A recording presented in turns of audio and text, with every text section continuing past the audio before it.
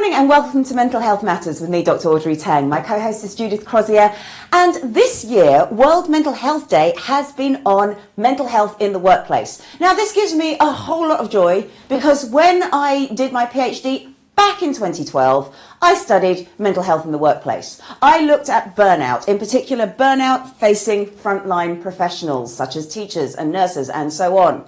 And what always amuses me is when I get asked to make comment about burnout at work, people always preface it with, "Oh, has it just recently become even worse?" And the answer is, well, no, it's just recently you've begun talking about it a lot more. I was talking about it back in 2012, but unfortunately my thesis is just still a doorstop. So I'm really pleased to be talking about mental health at work.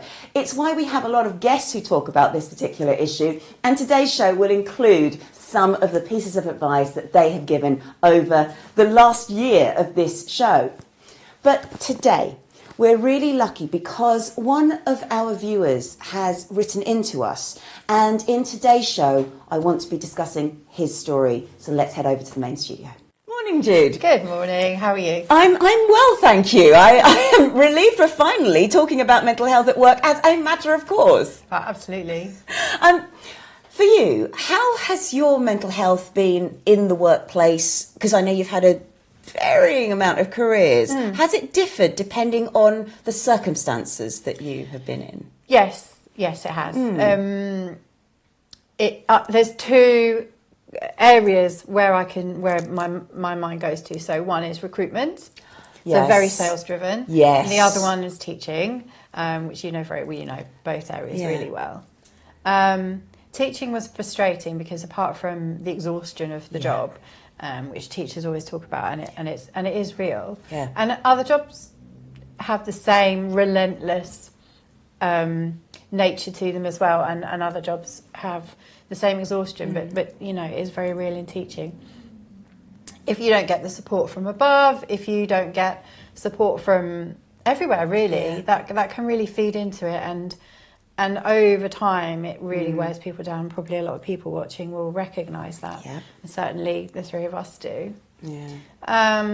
Recruitment was different, but when I worked in recruitment, and I don't know, it might have changed now, and actually in recent years I've worked in a company which is owned by a friend of mine, and that was a lovely place to work in, so not there, but other big recruitment companies, very male orientated. You know, there was the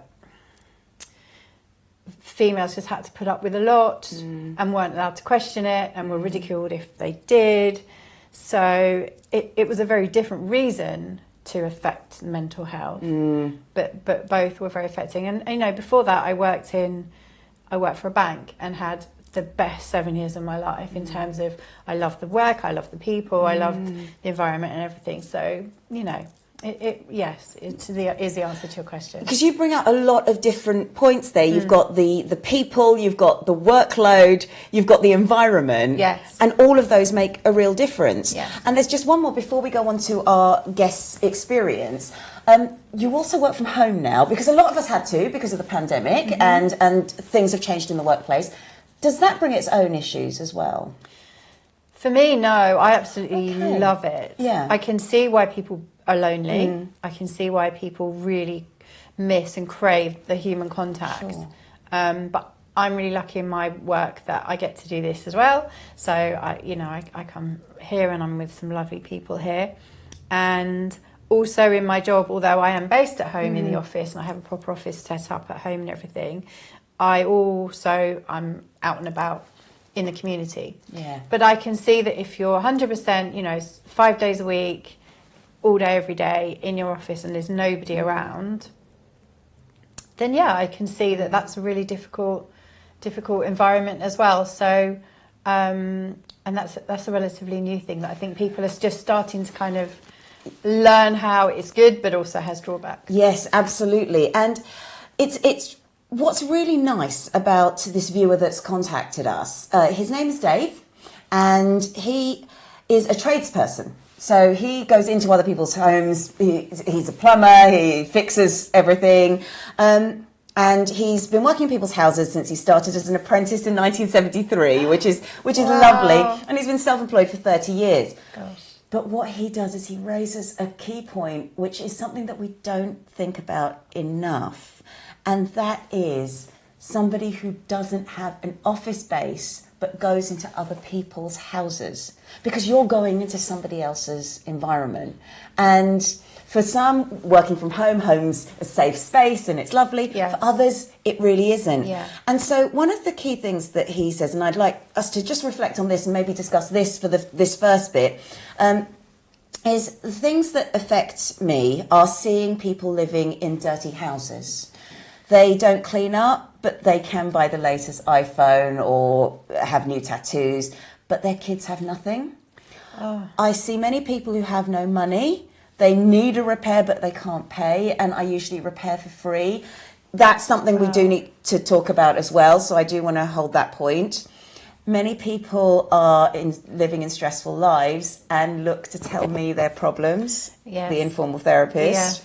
And it's stressful to deal with that because I come from a generation where you just get on with everything and don't tell people your problems. And on top of that, people's mental health has been affected by COVID. I worked through that period, and thank you. Yes. Thank you for doing that, along with everybody who worked during that period, and saw people who were very, very ill. And there are also many mentally ill people living in society, but some of them are not taking their medication, and some of them are not looking after themselves. And I wonder how healthy they are when I'm working in their houses. Oh my gosh, that's a lot. That's a lot for one person to take on, and something that I'd never really considered. Yes, wow. And that's why. So, Dave, thank you. I'm going to cover the other points that you raised, which are really important throughout this show. But let's look at this first one because there are a couple of things there, and the first is that repairing for free. Yes, I can see why he does it. Yeah, and how many times have you, as a teacher, oh, could you just do this for me? Could you just do that for me? How many times have you done it? Yeah, we were talking about our fabulous IT person that looked after us all when we worked in the same school. And, I'd quite often stick my head around and go, oh, please, can you just do this for me? And because we were friends, he would. Yeah. And it's only now that I can reflect and think that I was taking advantage. I didn't mean to, but I really was. Yeah. This is the thing. It's known as invisible work. And this is something that actually one of my friends, Charlotte Harrop, brought up recently. Yeah. She's looking at invisible work in her own workplace. And one of the issues there, she works in IT, is that she says, well, when you raise a ticket, it's fine because you can track the ticket. Yes. But when you're getting requests via emails, and these are just little back and forth or on Teams or on something like that, and you do all of those things, how can you make a log of that in an official way? All of that work is invisible. This is very similar to somebody going in, using their skills to do the job that they're there to do, give extra, and then not ask for payment for it. Exactly, and not be recognised for it by anybody. And that's really, and that must, after weeks and months and years of that must really affect you. It will. It may, I think a lot of people are compassionate, so I don't think it's an issue of, just can't, it's not compassion fatigue. Yeah. But I do think you start questioning society and you start questioning, how did we allow this to get here? It's a balance, isn't it? Because people as a whole, lots of people are very generous and I'll always do something to help, as will you. Yeah. And we want to do that, but it's when it then crosses over into impacting on work time or workspace in your head or whatever it might be. It's getting the balance right, I guess. And I think in Business Boost previously I've talked about setting boundaries and I get it all, but when you're there and you are feeling that person's pain, how can you set that boundary? Yeah, it's a very difficult one. There's another one that he mentions, which is relating to that, and that is the person who needs something done.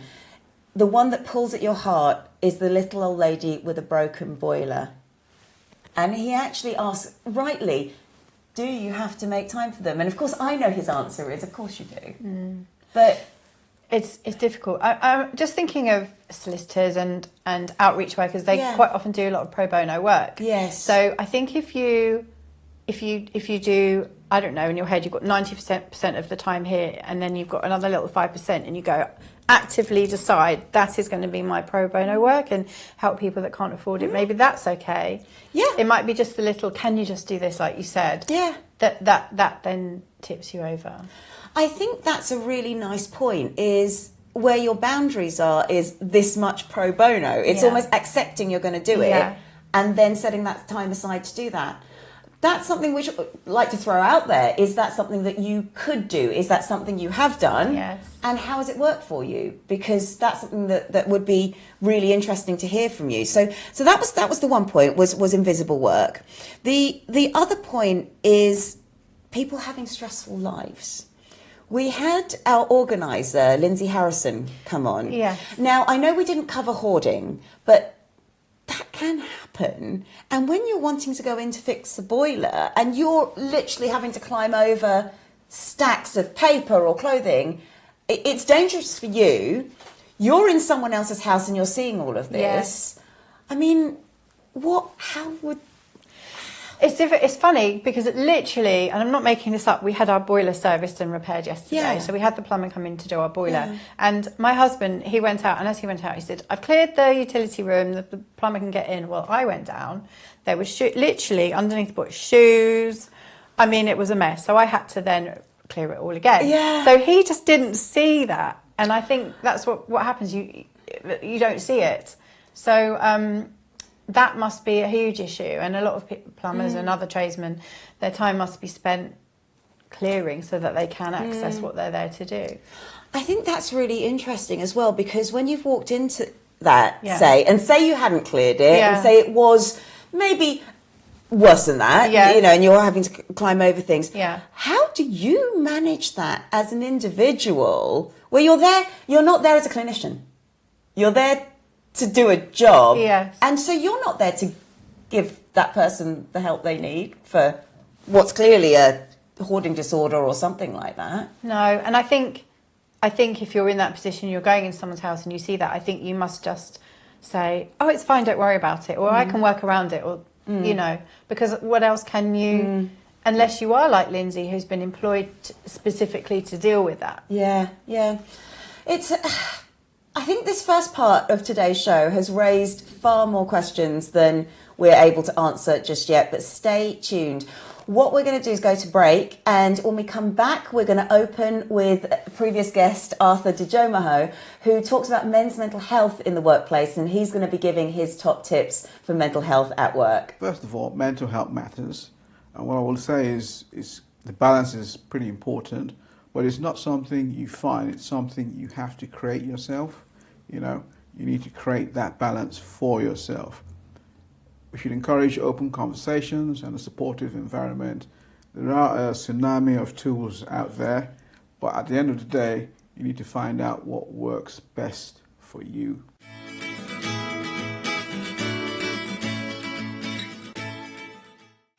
I love Arthur, and I think Arthur He's amazing. he was so much fun on the show, and you can watch his whole show if you jump onto E360 TV, go to Fresh Takes and Mental Health Matters, because you'll see all of the amazing advice he had to offer. Now, coming back to our viewer, Dave, who is a tradesperson. He's been working in people's houses since 1975. He's been self-employed for over 30 years. Another point he says is here. The major stress change in my industry is the use of the mobile phone. Okay. Customers have total contact with me, and everyone needs their repairs doing instantly. And this makes people more aggressive and horrible. And when they can't have an instant visit, it can be worse. Wow. So let's start with that. Let's Yeah. start with that constant being on the whole time. That's new, isn't it? It's crept in, and I don't think we've recognised it. Yeah, exactly. Totally, I agree with that. And people expect that in my other job as well, because I have a phone, and because there might be a blocked drain at 10 o'clock at night. They expect me to pick up the phone and do something about it because it's an emergency for them, and I understand it. Yeah. But there are dedicated emergency lines, and so Yeah, it's a very, very difficult one. And even if it's not out of hours, but say Dave's driving from one job to the next and the phone rings and someone says, I really need you to come now, what does he do?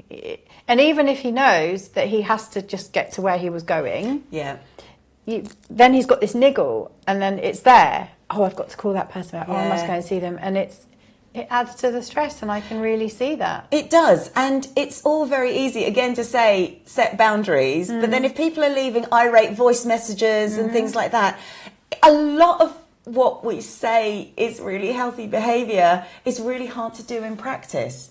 And this is where it feels like the whole system needs to change. You made a really good point about there are emergency numbers. I'm wondering whether there should be more general emergency numbers. Yeah. Every field should be able to have, well, we know with the ambulance, 999, and 911 even works in the UK as well. Does it? But yeah, it does. Oh, wow. Because people dial know it. because yes, we hear 911 all the time. Yeah, so that's a general emergency number. We do know about it. So would that be something that could work for other industries? Yeah, I think there are as well. The water companies, the electricity, they all have out of hours emergency numbers, but it's not necessarily as well known for obvious reasons, probably. So people are more likely to pick up the phone to their plumber or a local plumber. Yes.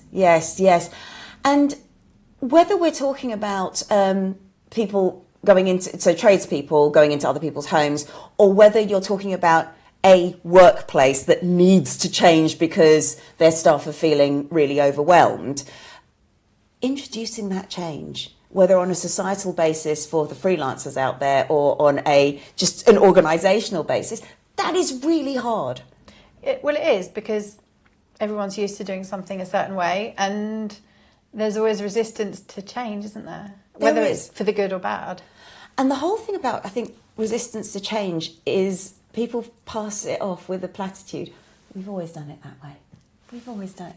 Oh my goodness. If I had £1 for every time someone in my other job says that to me, I'd be really rich.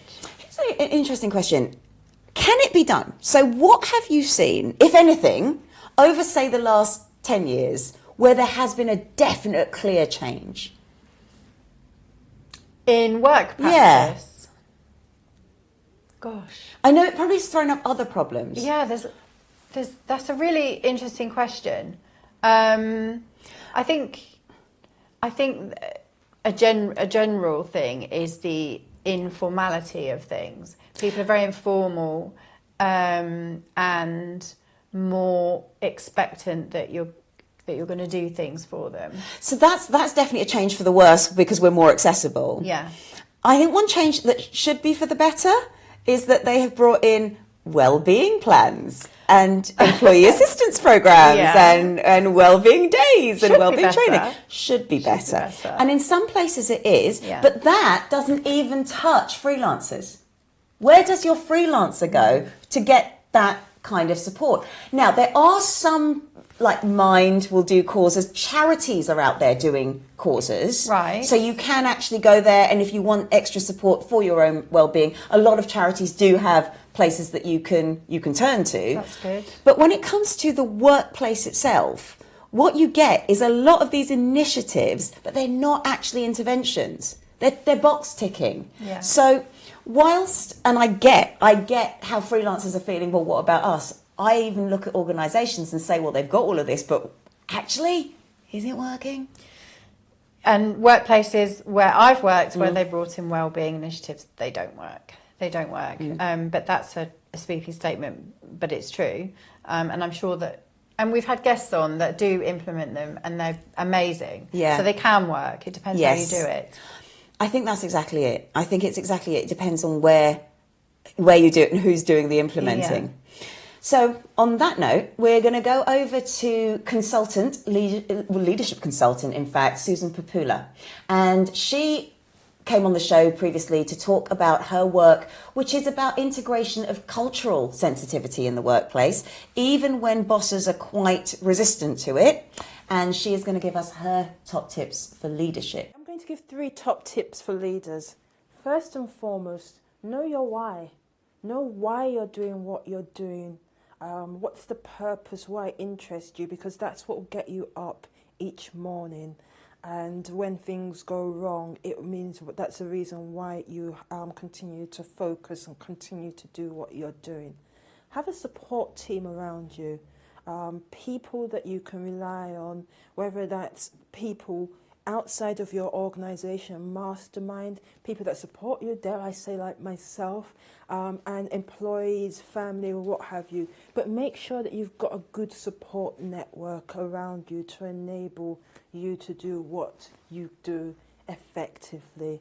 And third and finally, think about the people that you employ and engage. Employ people first and foremost, whether that's employees or freelance basis suppliers or what have you. As much as possible, people that share your values, your purpose, they understand and there's an alignment, and bring their expertise in to help you to achieve your optimum outcomes. And so I wish you all the very best in your leadership journey, because bonus tip, enjoy the journey.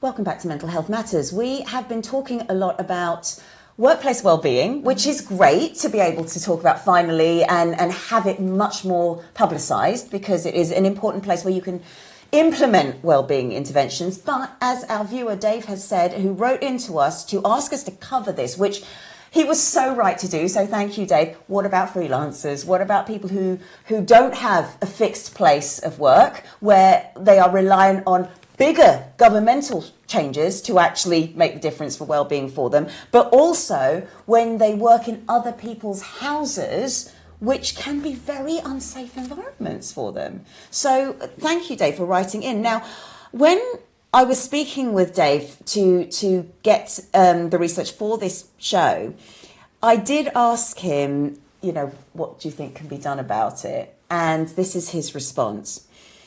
I don't think anything can be done to help people who work in people's houses. You just have to take it all in and get on with the repair, which is all they care about. And I think that is a very fair point, because as a lot of our guests, when we've done the subject of abuse and the subject of domestic issues in the home, it is a very private place. And if you go into that place, you go in, you do your job, you kind of you keep yourself blinkered to anything else, because it's not your place.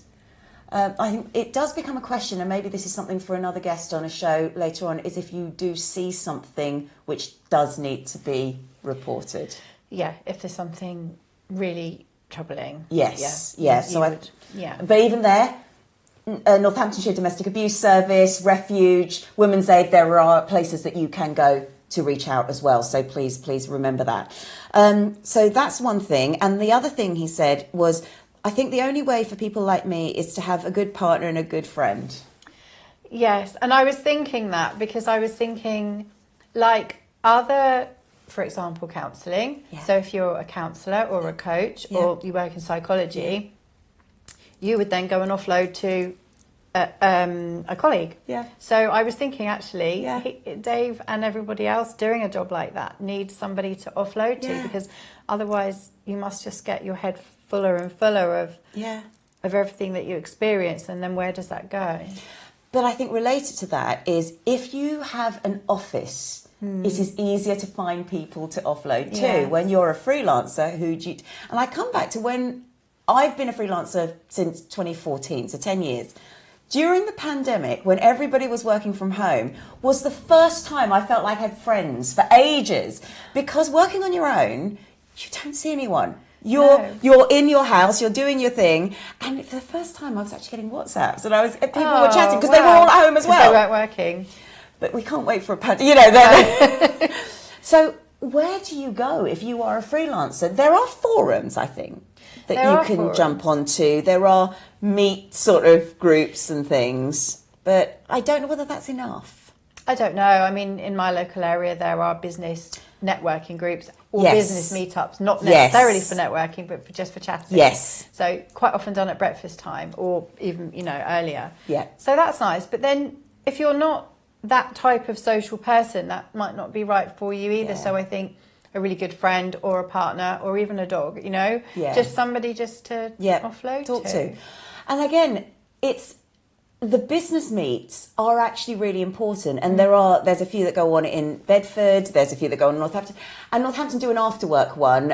Again, it's often up to individuals to organise them, but they usually go and book a cafe somewhere. They might pair it with a walk or something like that. Oh, nice. But it's an informal place, but it's business orientated, and that's really important because business issues, even though they cause stress, they're not the same as personal issues. No, absolutely. And what can happen is if when you have a business issue and you talk to somebody you love about it, the person you love doesn't want to see you hurt anymore, and they say, well, just leave. Yeah, exactly. Which you don't want to do. No, you just want to talk it through. Yeah. And maybe ask for solutions, maybe not, maybe just offload. So that's where I think, again, mentoring is really helpful and really important if that's a possibility. It might well be, just again, this is not a fully formed thought, but I know to be registered in my profession, I'm chartered. I have a chartership, which means that there is a community that I pay money to keep my registration. I would say that the majority of tradespeople will have something like that, a body that you have to pay registration to. Yes. So it may be worth looking into what they have on offer. I'm not saying it's going to solve all the problems, but given that wellbeing is getting on everybody's agenda now, I can't see it not being a space that they haven't touched yet. Yeah, you'd hope that they would, and also potentially a union as well, depending what trade you're in. Yes, and unions are really good for them. They're very good. They are already, they're probably a little bit further ahead than a lot of these groups that do the registrations anyway. So unions, that's a brilliant idea. So let's look on a broader scale. Let's look at, we can't fix everything. No. And these problems that Dave brought up are things that, admittedly, I didn't talk about in my PhD.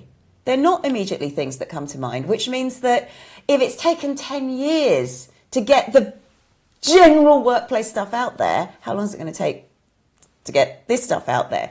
So how do we implement something, and how do we know it's the right thing? It's a big question. It is a big question. Talk about it, I think. I think what Dave's done is brilliant, that he's actually highlighted it and described it in so much detail, because it's not something that I ever considered, you know. I mean, I have done jobs where I still do, in my dog sitting job. I go into other people's houses. Yes. So I sort of see a little bit of that. But I have to say that most houses that I go into are absolutely lovely, if not all of them. So, and I don't always see the dog owners either. You know, they're like, we're leaving at 6 a.m, we'll shove the key here and off we go. So it's not exactly the same, but I do see an element of that. And I have done free work as well, you know, when there's an owner who's really, really struggling.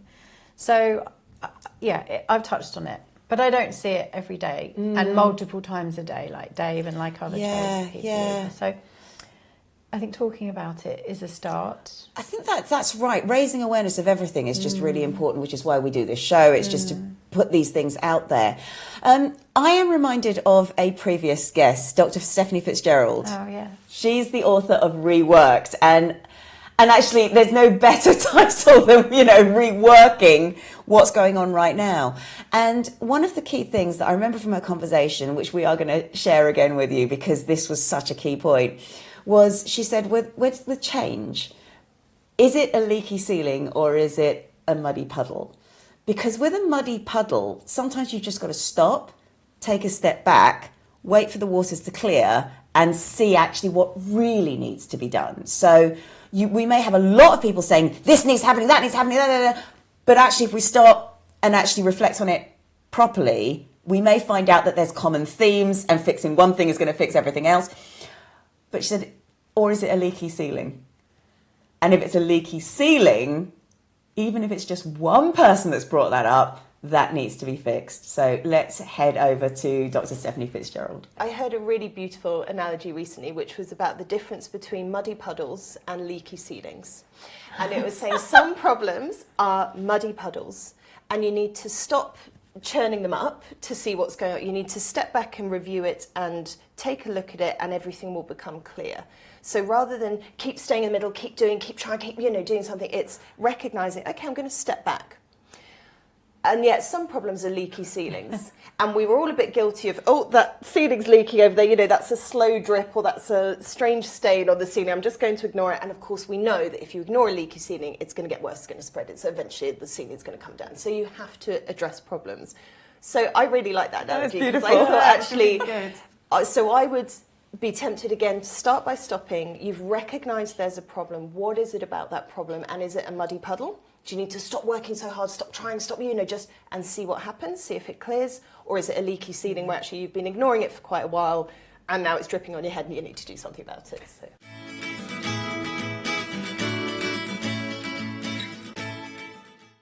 Welcome back to the last part of the show. So, we have been talking about the workplace, and this show was precipitated by one of our viewers, Dave, who wrote in and actually raised a very key point about a lot of issues that still aren't being addressed when it comes to mental health at work. So, what key things would you take away to maybe change? If you could make 3 changes, what do you think they would be? To the general workplace or to kind of lone workers like Dave? A bit of both, actually. Could be either. Because the first would be, for me, is to raise the awareness of the lone worker. Yes, exactly. So that's one element. I hadn't really considered all the elements that make that up. So I think to be more aware of how some people do work and how some people don't have that base. I mean, a lot of people that work like that, they have their office in their van. Yeah. So that is definitely one thing. Yeah. Another is, if you're going to introduce a well-being initiative into your workplace, make sure it actually brings well-being and it makes people feel better and doesn't add stress to their day, which is my experience. Yes, I agree with you. And that's something which I've seen where, and this is like the yoga at lunchtime kind of thing. And some people, I see it on social media, they're doing it at lunchtime to keep you at work. And you do go, oh my goodness. And I'm not saying every workplace is nefarious like that or means it that way, but if people are saying that, that says quite a lot about the workplace. Yes, and if they're saying that, that's how they feel, and if that's how they feel, then it's been done wrong. Yeah. So that's a big bugbear of mine. And the third is to, and you've talked about this before, is to look at your own well-being in work as well. Yeah. So yes, reach out to your union, reach out to your bosses if you're in an office, reach out to your co-workers, but also do good things for yourself. And that's a great place to leave it on, because one of our recent guests, Rob Stevens from Optics, who we're going to hand over the last word to, he gave some brilliant top tips when it comes to looking after your own well-being when you're implementing change for the well-being of others. Over to Rob, and have a healthy week. So I think, your mental well-being, particularly for a leader, is really important, right? Because every business owner, every leader casts a very long shadow in terms of their personal impact in their organisation. So if you're, let's start with, let's be kind to each other, right? So as a leader, it's unfair to expect that you're going to be absolutely top of your game all day, every day, without fault through an entire year or multiple years, right? That is an unrealistic expectation to begin your leadership journey with. So you have to then be able to be vulnerable and be open with your team and be honest with your team about the fact that you are going to have those dips and occasions, and then, explain what they look like, right? So you can tell Rob's having a bad day because, right? And then list those behaviors, right? And if I'm having those bad days, I'm going to give you permission, up front to say, Rob, you can pull me up, or actually, Rob, can you just slow down a bit here? Or actually, I don't think that was quite fair. And you have to kind of empower your team to kind of call you out on those kind of situations and behaviors. And everyone in your organization then kind of can follow suit. But if it's not happening at your kind of leadership level, then it ain't going to happen in your mid-level managers or your kind of junior execs. So I think you have to set the tone, with your own personal behaviors and how you kind of manage those situations.